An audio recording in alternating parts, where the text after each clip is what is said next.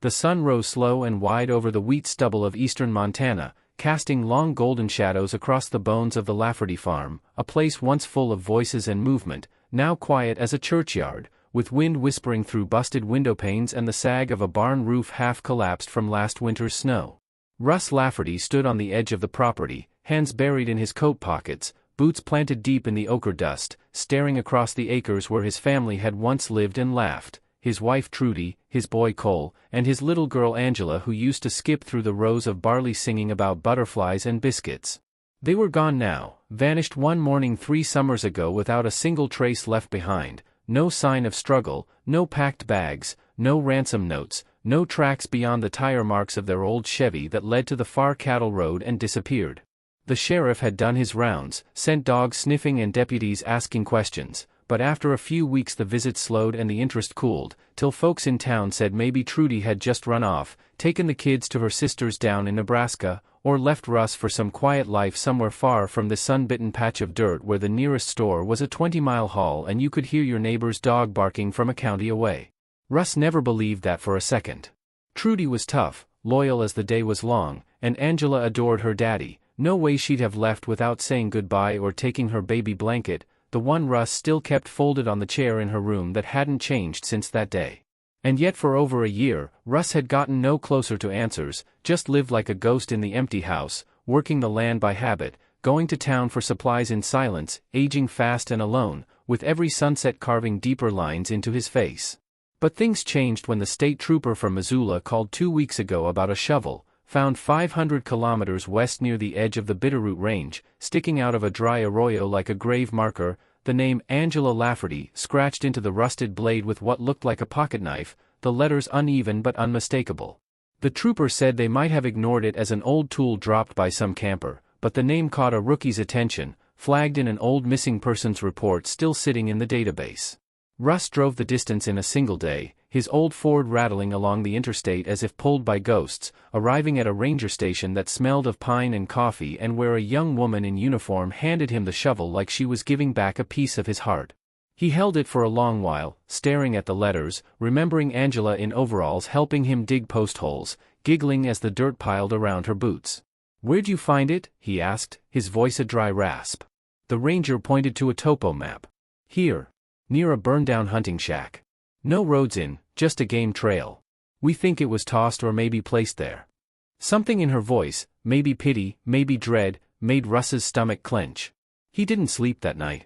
He just drove back home with the shovel in the passenger seat like a silent witness, replaying every conversation he'd had the last year, every memory of the morning they vanished, trying to remember if he'd ever left the back gate open, if anyone new had passed through town, if Trudy had seemed off, or if Angela had said something strange. But nothing came, just the same dull ache and endless questions. 2 days later, he pulled his old journals from the attic, records he'd kept like his father had taught him, scribbling notes about rainfall, calf births, equipment repairs, even birthdays and chores done. In the margin of a late entry, August 18, 1997, the last day he saw his family, he'd written, "Creek outflow dry, Angela helped dig, happy." The word happy was underlined twice, and suddenly that entry felt like the last solid thing he had, a relic from a time before the silence. Then he noticed something strange. In the log for the week after their disappearance, there was a single sentence that didn't match his writing. It was slanted, blocky, written in pencil that had faded almost completely. "Ask Clive at the feed co-op, he knows." Russ stared at it for a long while, heart hammering. Clive Jensen had run the local co-op for 40 years, a bear of a man with sun-leathered skin and a habit of knowing everyone's business whether you liked it or not. Russ hadn't spoken to him since the summer of the disappearance, when Clive offered condolences and a bag of cracked corn and nothing more. The next morning, Russ cleaned up, trimmed his beard, and drove into town with the shovel wrapped in a grain sack in the bed of his truck. He walked into Jensen's co-op like a man stepping onto sacred ground, scanning for familiar faces behind the dusty aisles of barbed wire, hydraulic fluid, and tractor parts. Clive was behind the counter, same blue vest, same sour scowl, flipping through an inventory ledger. When he looked up, his face went still. "Well, I'll be," he muttered, voice gruff with either surprise or something darker. "Russ Lafferty. Been a long time." "Found something," Russ said, laying the grain sack gently on the counter and pulling back the fabric. The room seemed to shrink when Clive saw the shovel. That's Angie's, Russ added. 500 clicks from here. Buried in a dry gulch. Clive licked his lips and reached for a tin of chewing tobacco. Lot of folks carry shovels, he said too quickly. Ain't exactly proof. You wrote something in my journal, Russ replied, eyes narrowing. Said I should ask you. So I'm asking. The silence stretched thin. Clive finally looked up, eyes darting around like a trapped animal. Come back after closing, he muttered. Ain't talkin' here. That night, Russ parked behind the co-op after sundown. Clive let him in through the back, locking the door tight, and led him to a storage room full of burlap sacks and old tractor batteries. He lit a kerosene lamp and sat down slow. I didn't tell the sheriff back then, Clive began, because I thought it'd blow over, and because I was scared. But that week they vanished? A man came through town, said he was buying up old cattle properties for feedlots. Wore a hat low, drove a new Dodge, smelled like money and bad news. Said he wanted to look at your land, but only if you didn't know. Russ blinked. Why? Said you had a water well under the old barn that tapped into some deep aquifer. Real pure. Clean enough for bottling. That made it valuable. More than the cows, more than the wheat. He offered me cash to get soil reports and keep quiet. Russ's fists clenched. What's his name? Wouldn't give one. Just left a card with a burned-out phone number. But he asked a lot of questions. About your routines. When you'd be out bailing. When Trudy did errands. Asked if your girl ever wandered. Clive's eyes met Russ's, filled with something like guilt. I didn't think he'd hurt anyone. I just thought he wanted to swindle you. By the time I realized something was wrong, they were gone. Russ stood there, the edges of his vision blurring.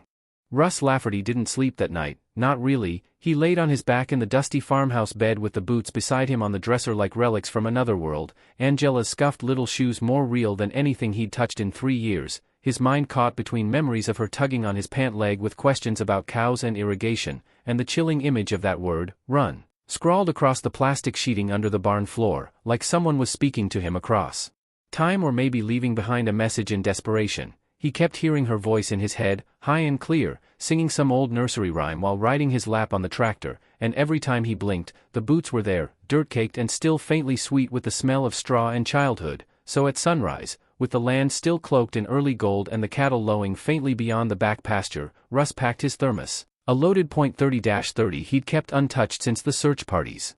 Faded, and the shovel, Angela's shovel, the one with her name carved by her own hand that somehow found its way 500 kilometers from home, and he drove to visit the only person who might know something about how deep this went, Clara Penn, retired schoolteacher, widow, local historian, and the kind of woman who remembered every face and feud since Reagan's first term. Clara's place was 5 miles past the grain elevator, tucked into a grove of cottonwoods that shaded her porch like a crown, and when Russ stepped out of his truck with the shovel in hand, she met him on the steps with narrowed eyes and a coffee mug that said, "Don't make me use my teacher voice," and before he even said a word she said, "You finally found something, didn't you?" He nodded, lips pressed tight, and followed her inside where every surface held stacks of yellowed newspapers, photo albums, and dusty hardbound books about Montana soil composition and local land sales from decades past, and as he laid the boots and the journal page on her dining table, she sucked in a breath so sharp it rattled the glass teacup in front of her, saying, "Lord, that girl never left your heart, did she?" And when Russ told her about the man Clive had described, the mystery buyer, sniffing around the Lafferty land just before the disappearance, Clara's eyes narrowed with the squint of a woman digging through dusty mental drawers. Then she stood up and pulled a ledger from a battered file cabinet labeled Agri-Tax and Water Rights, 1982 to 1999, flipping through with liver-spotted fingers until she landed on a hand-drawn plat map showing a proposed water pipeline from the Lafferty land toward the Western Hills, the date matching August 1997, signed off unofficially by a surveyor named Ed Barlow, who hadn't lived in Montana in over 20 years and was last rumored to be consulting for a private water bottling company out of Boise called Pure Vest.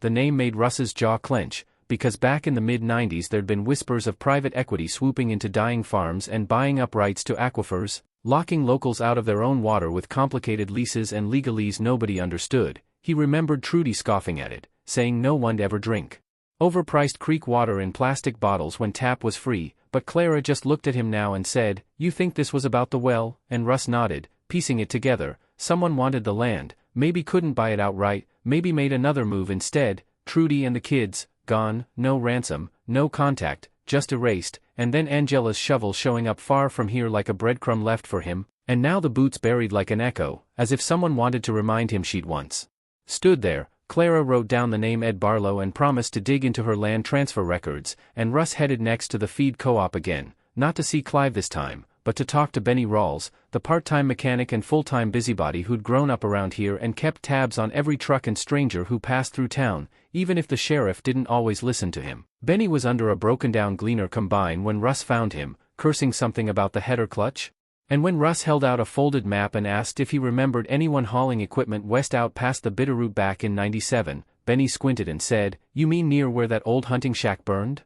And that got Russ's heart hammering, because that was exactly where Angela's shovel had been found, and Benny went on, "Yeah, I remember a flatbed with Idaho plates, hauling some barrels and a steel crate, but they didn't stay at the motel, camped out in the woods, said they were Forest Service, but they had no decals and didn't leave no footprints at the diner, which is weird, 'cause everybody eats at Dots when they're in town." Russ pressed him for details, and Benny scratched his beard, recalling that the driver was tall, bald, wore mirrored sunglasses even at dusk, and spoke in clipped tones like someone who'd been trained to say as little as possible. And that night Russ dug out an old file of photos the sheriff had shared with him long ago, grainy images from traffic cameras, one of which showed a Dodge truck speeding toward the state border around the time of the disappearance, a silhouette inside barely visible, but the license plate partially readable, 5G 843 something.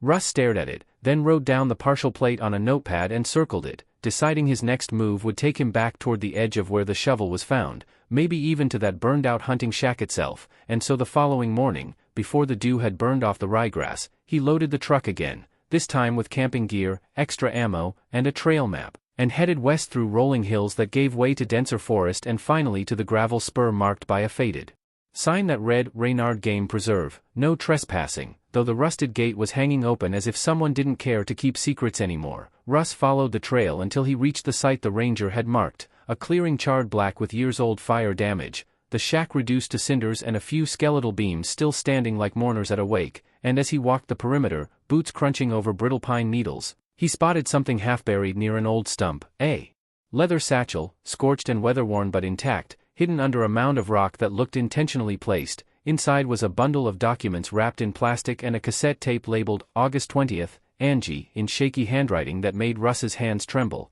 He hadn't seen a cassette in years, let alone one labeled with his daughter's name, and though there was no player on him, he packed the items carefully and drove straight back to Clara's, where she rummaged through her basement and found a dusty old tape recorder from her teaching days. The moment the play button clicked, static burst through, followed by a soft voice, Trudy's, whispering through tears, "If anyone finds this, they took us because of the water, they want Russ's land, but we won't help them.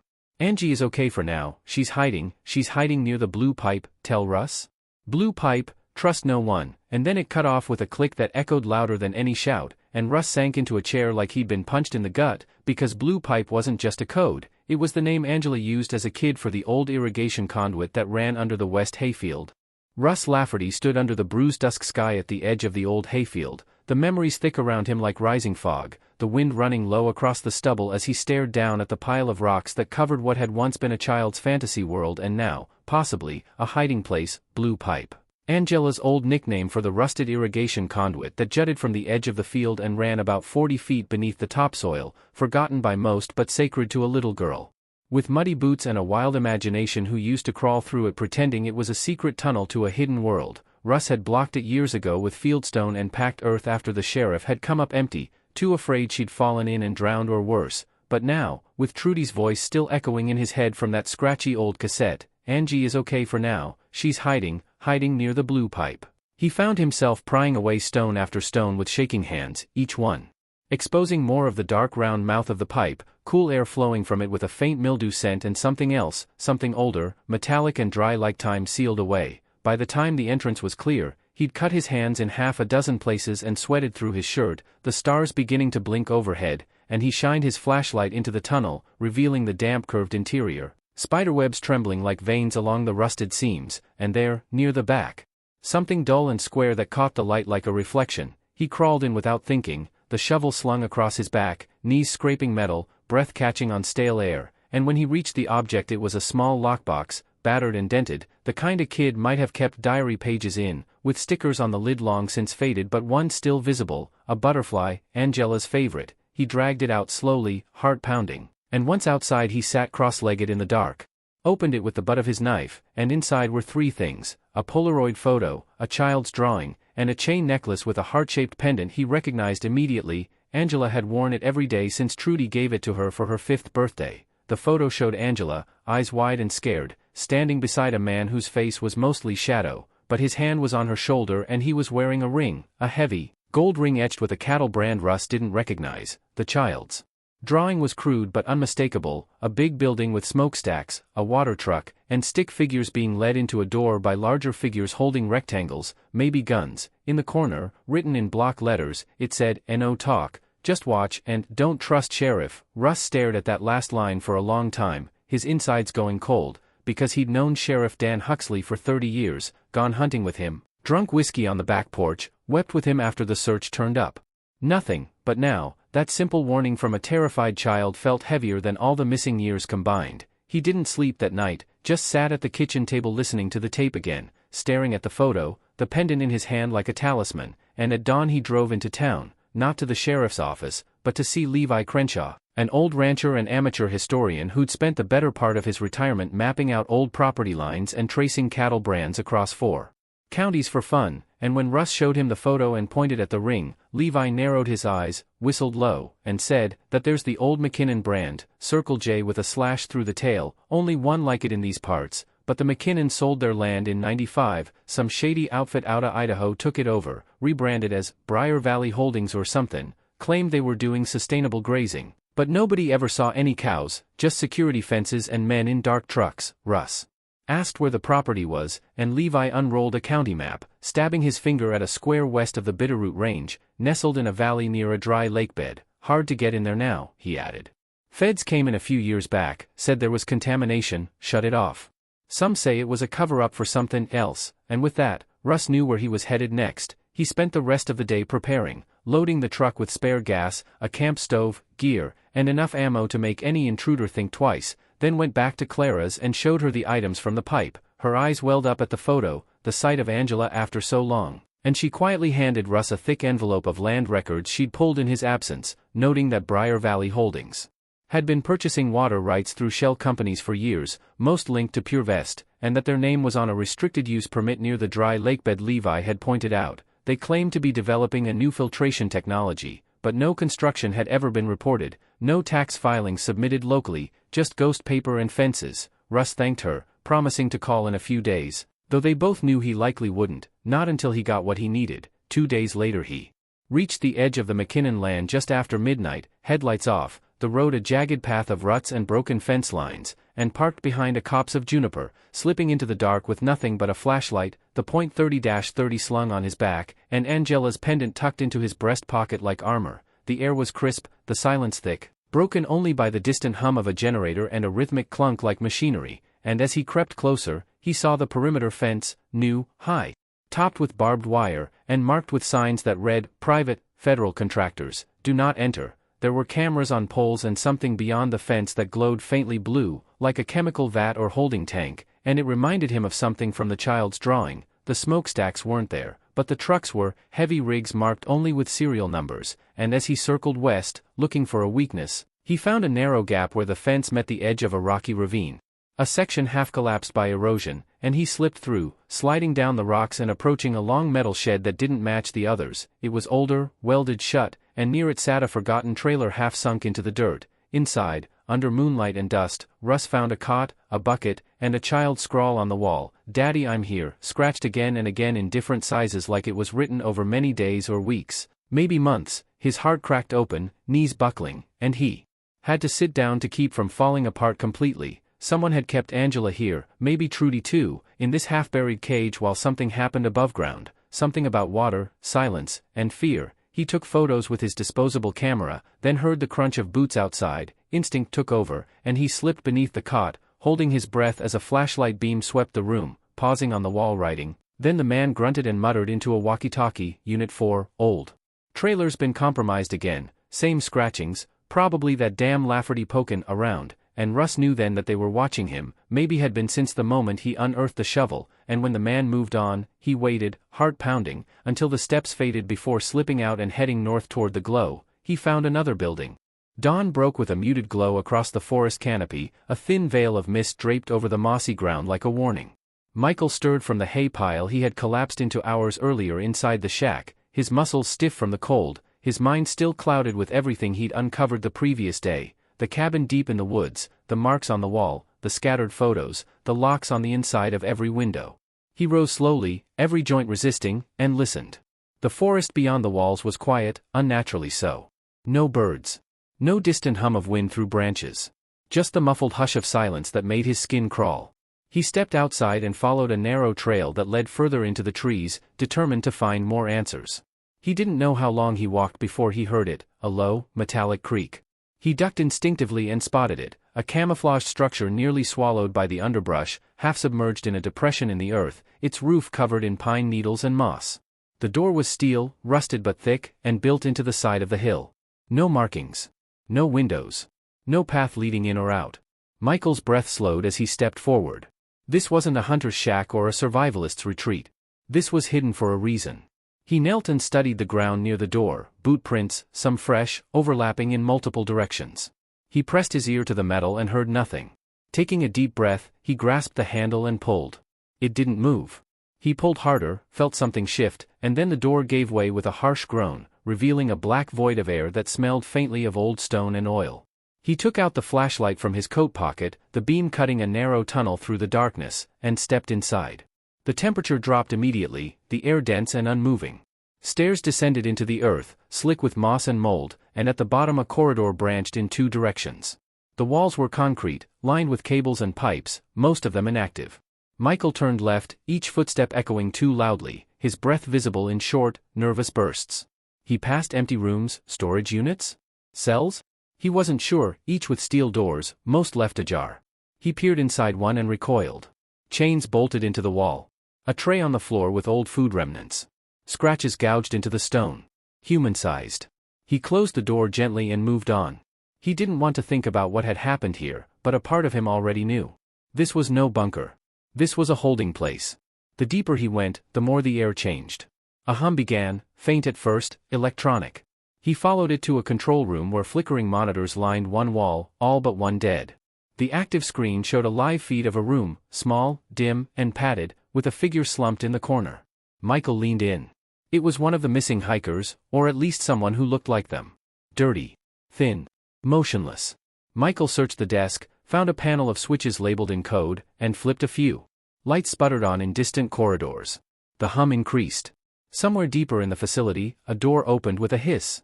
Michael hesitated, then turned and ran toward the sound, hoping, praying that what he found next wouldn't be too late.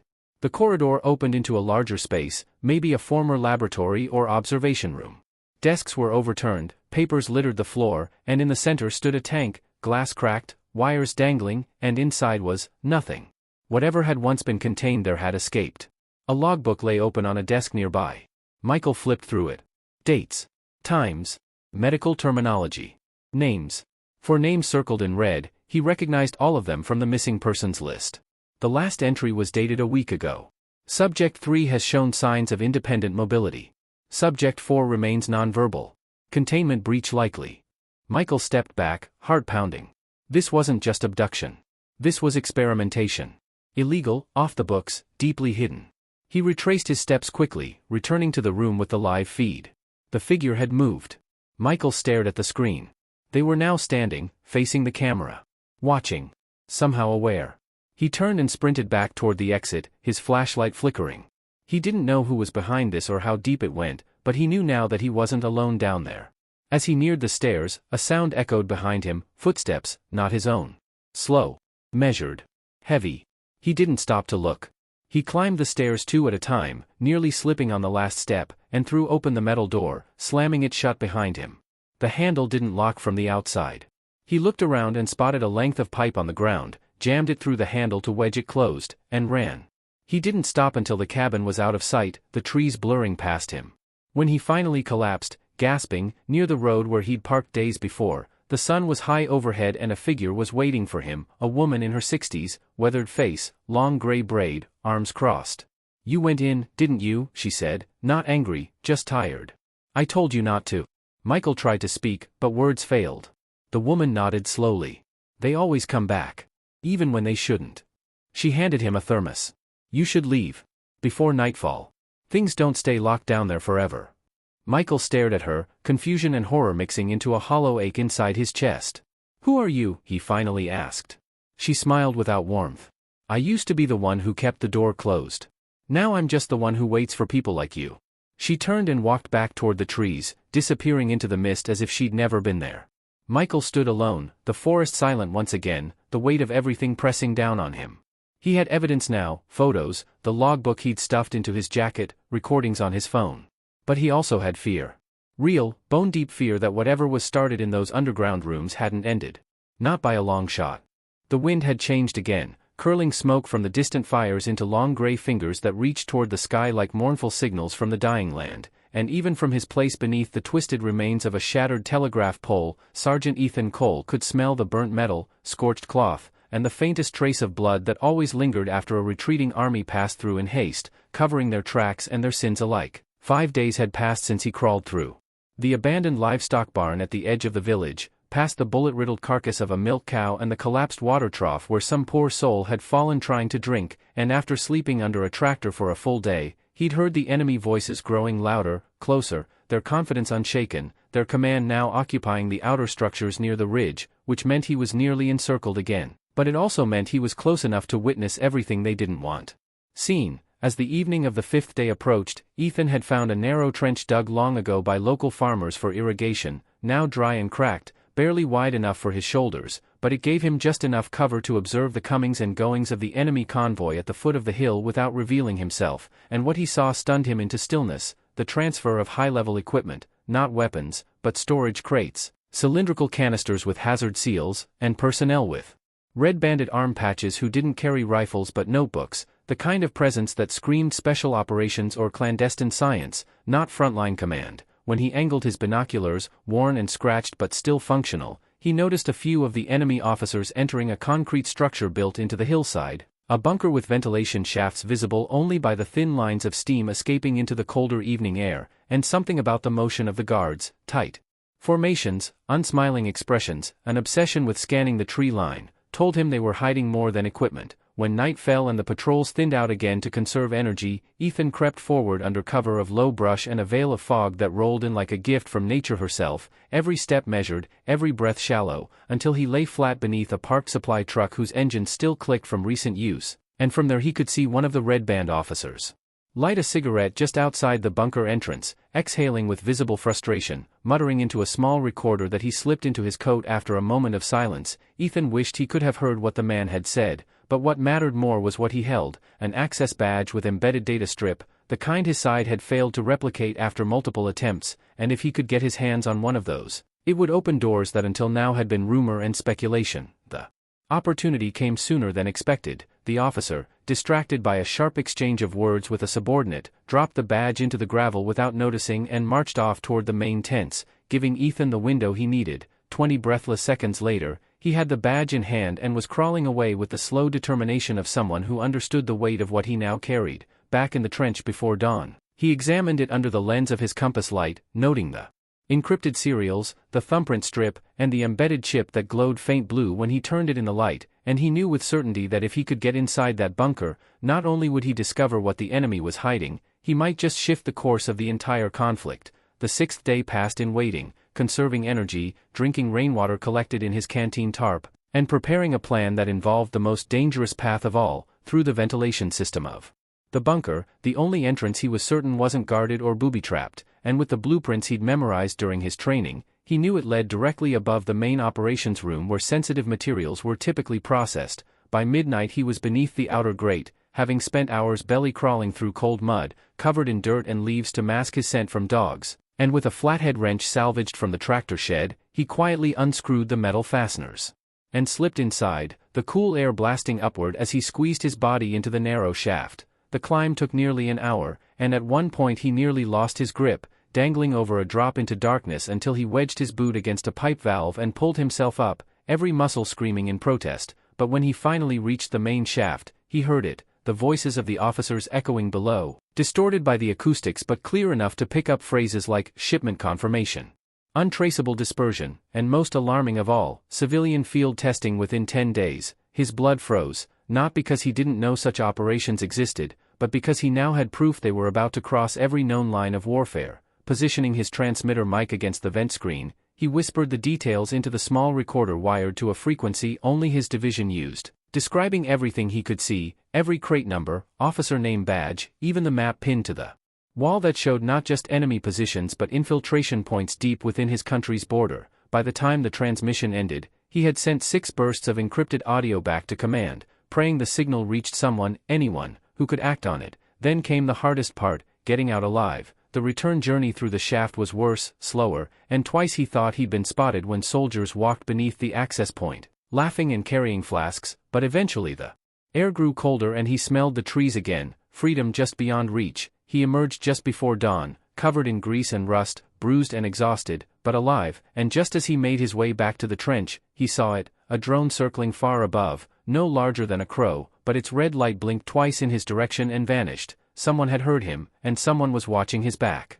The forest was no longer silent, it breathed with secrets, pulsed with echoes of lives suspended in time, and as Marla stood at the edge of the clearing where the strange house loomed like a monument to all that had gone wrong, her breath caught in her throat as if the weight of the past had seized her lungs. Behind her, the remaining investigators waited with a mixture of dread and anticipation, their faces drawn from weeks of sleepless nights and long hours following threads that twisted through lies, weathered journals, and voices that had stopped mid-sentence years ago. Inside the house, the air was thick, heavier than the silence it carried, and dust coated every surface like ancient ash, untouched and undisturbed, until now. Marla stepped over the shattered threshold, flashlight cutting through the gloom, illuminating furniture covered in thick tarps, peeling wallpaper, and a hallway that bent ever so slightly to the left as though the architecture itself resisted being understood. It had been 2 months since the 4 missing hikers were found, emaciated, disoriented, and muttering about a room with no doors, and yet none of them could remember how they had arrived in the house nestled 100 kilometers away from their original path,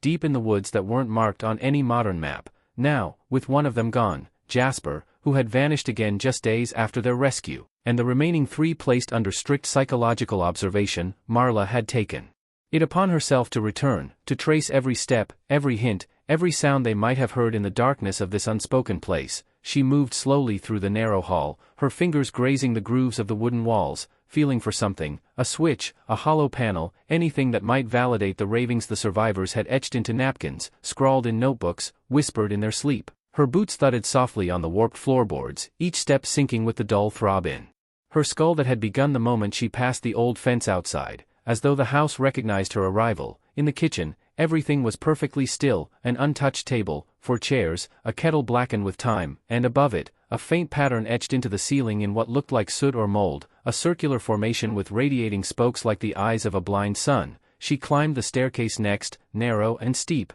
each step groaning under her weight, until she reached the landing where a single corridor stretched into the shadow. On the left, 3 closed doors, on the right, a single window boarded shut from the inside with nails that looked fresh, too fresh. She touched one of the nails, and it flaked rust under her thumb as though trying to appear older than it was. She opened the first door, revealing a room with a rotted bed frame and walls stained with water damage shaped like reaching hands. The second room was worse. Something had scratched the walls from the inside, not just claw marks but language, looping spirals of symbols that matched the survivors' sketches. The third door wouldn't budge at first, then gave way with a sighing creak, revealing a dark void that her flashlight couldn't penetrate fully, just the outline of a mirror at the far end, tall and ornate, and unlike anything else in the house. She stepped inside, and as her light hit the glass, it didn't reflect her. It showed an image of the house itself, viewed from above, like a map.